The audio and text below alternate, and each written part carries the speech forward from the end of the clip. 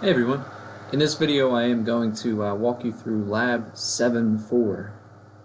In Lab 7.4 we're going to be doing a diagnostic test, and this is actually a diagnostic test that is sometimes used to detect fraudulent transactions.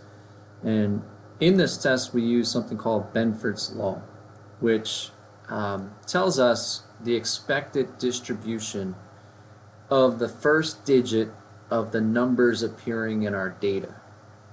So for example, the first digit in this cell for the sales amount of 129.33, the first digit is 1. Here in cell B4, the first digit is 9.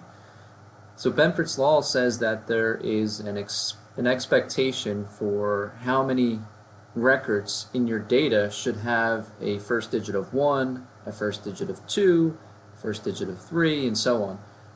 And so we can use that Benford's law to set our expectation for what we should see in our sales data.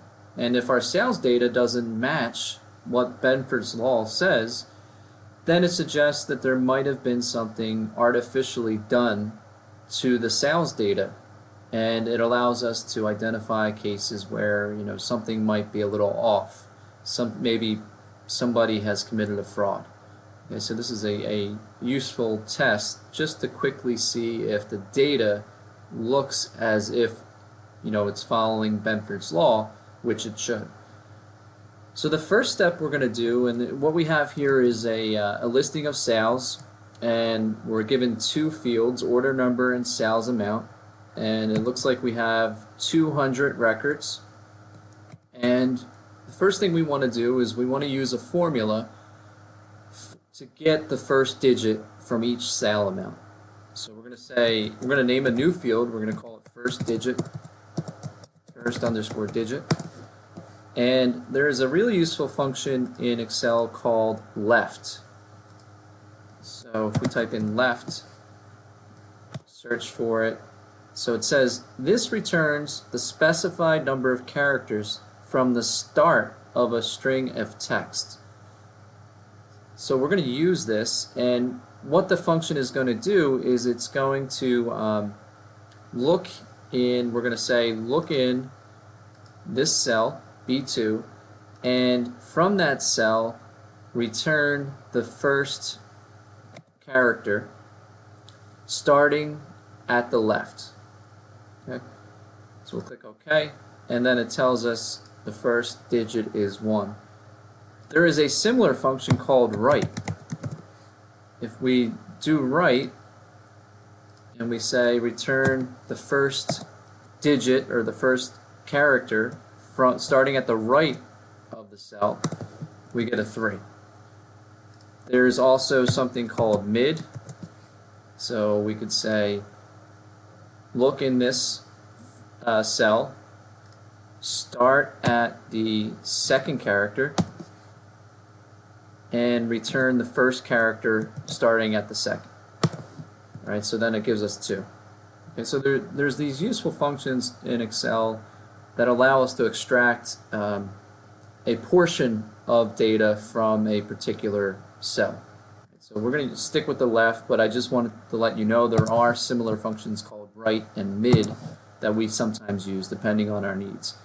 But for the first digit, the most useful thing to use here is the left function. So we set up our first formula. We don't have to worry about absolute references because we're okay with the row changing as we copy this down.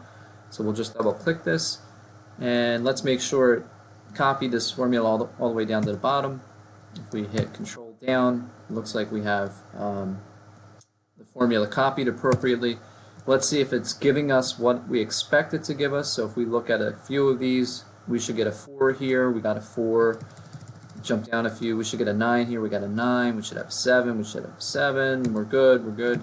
All right. So everything looks like we would expect it to. All right. So now what we can do is we can say in this same sheet we can say let's count up. How many times, for example, the 1 appears in this data? How many times does 9 appear in this data? So we're just going to set up a little table here. 1, 2, 3, 4, 5, And we can actually copy this down. Let's go down to 9. All right, we'll center this to make it look nice. And we'll call this count. We can call it frequency, same thing. And we're going to use this cool function. It's called count if. And so we're going to tell Excel, count up these numbers if they meet a certain criteria. So we're going to click OK. And we want to look in this range here. So C2 to C201, we're going to use F4 to make this an absolute reference. And what's our criteria? Our criteria is we want all the matches with the number 1. Okay? And we can put a $sign in front of E because we want to keep it in column E, but we'll allow the row to vary. And so we'll click OK. All right, so it looks like we have 46 cases of the number 1 appearing in this data set. And we can copy this formula down now, and we get the various counts that are listed here. We should check ourselves. So if we set up our formulas correctly, if we go down to the bottom, there's 200 records here. So our counts should total up to 200. So let's do a sum. And we get 200 records. All right. So Benford's law says that data that naturally occurs in the world should follow a distribution that has a certain percentage of observations with 1s, 2s, 3s, and so on as the first digit. The distribution is specified by this function. So Benford's law says take the log base 10, and if you take 1 divided by the digit, the first digit, and add 1 to that, this should tell you the approximate percentage of observations in your data that should have the first digit of 1. So this is Benford's law. This is the mathematical function that goes along with Benford's law. This is where the expectation for the digits appear. So we'll click enter here. And so about 30.1% of observations, according to Benford's law, should have a first digit with 1. We'll copy this down, and if we did this correctly, I think this should total up to 100%, and it does. Okay, so Benford's law says we should have this. So if we applied Benford's law to our data, we have 200 observations. Our expected count, we can calculate our expected count using Benford's law. So we should have, if we do 30.1% times the total number of observations, and we'll turn this into an absolute reference. This will give us the expected number of observations that we should have gotten. So we'll just copy this formatting over.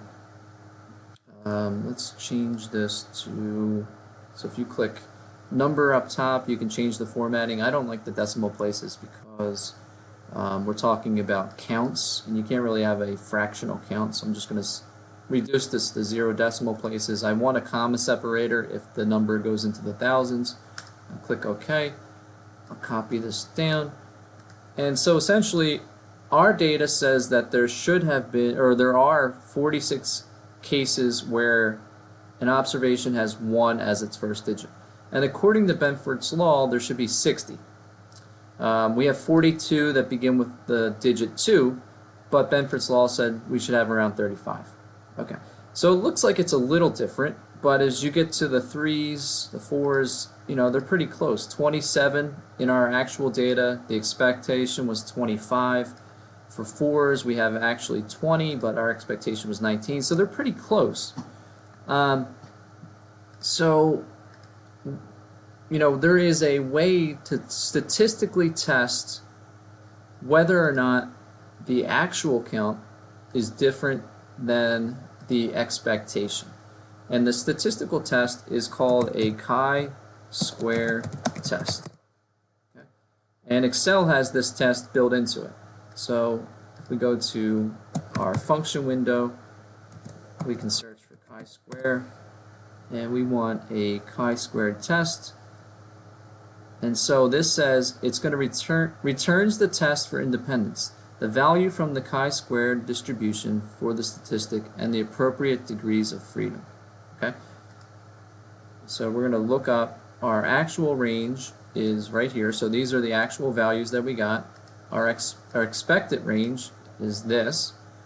And we're going to get a chi-squared statistic of 0.298. So if we round it, it's essentially 0.30. So the chi-squared test statistic, so this is actually a p-value, is 0.30. So the null hypothesis is that the actual distribution of the first digits in our data is no different than the expected distribution from Benford's law. So that's the null hypothesis. We're trying to reject that hypothesis in favor of the alternative hypothesis that our count is different than the expectation from Benford's law. So we have a p-value of 0.30.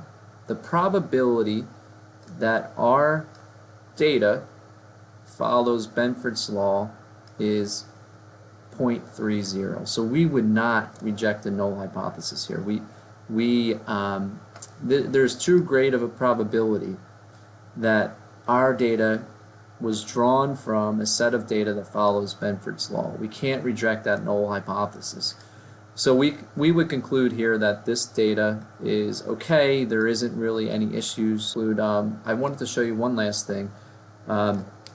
We can graph these results to see, visually how well these two, the expectation and the actual match up. So we're going to say insert. We're going to highlight this, right? And we're going to say insert. Recommended charts. Let's see what they have recommended. Maybe we can say let's use this. We'll use a line chart. We'll click OK, and it looks like, what do we have? Benford's law. We don't want that series in here. Let's right click. We'll go to let's see, change. We want select data. Okay. So we don't want Benford's law. We don't want the percentage in our graph. What I want to graph is our actual count versus our expected count. And let's make sure we're selecting these digits as our x-axis. We'll click OK. What else do we want here? We'll click OK. Alright, we'll change the chart title. Benford's law tests. Right? And so if we look at visually, our data, which is the blue line, versus Benford's law, the gray line, we can see, just visually, our data kind of closely approximates what we would expect with Benford's law. All right, so just another way to get at this, to in addition to looking at these numbers and calculating the chi-squared statistic, we can actually visually see that these are pretty close. We have some differences around 6, and obviously the first digit is probably the most significant difference in this data, but overall I would say it matches Benford's law pretty well. So this concludes Lab 7.4. Good luck working through it, and I will talk to you soon.